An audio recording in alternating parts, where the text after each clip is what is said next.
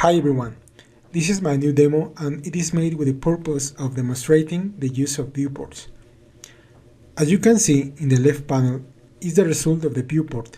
With the mouse I can draw thanks to the persistence of the viewport image. The collision shape updates immediately with Godot default functions, which is amazing. The solution uses two nested viewports, one that captures the color buffer and the drawing in the viewport, a container that processes the content of the viewport using a very simple shader. As you can see, here is the shader and it's very simple, and a last viewport that extracts the result of the shader. There is another shader in the sun sprite right here, and takes the texture from the viewport and applies the alpha channel to the image.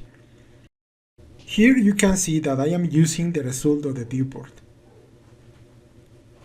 as an input parameter.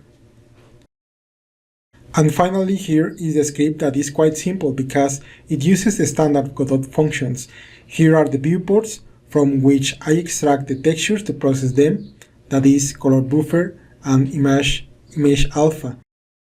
And as you can see, it is less than 50 lines of code.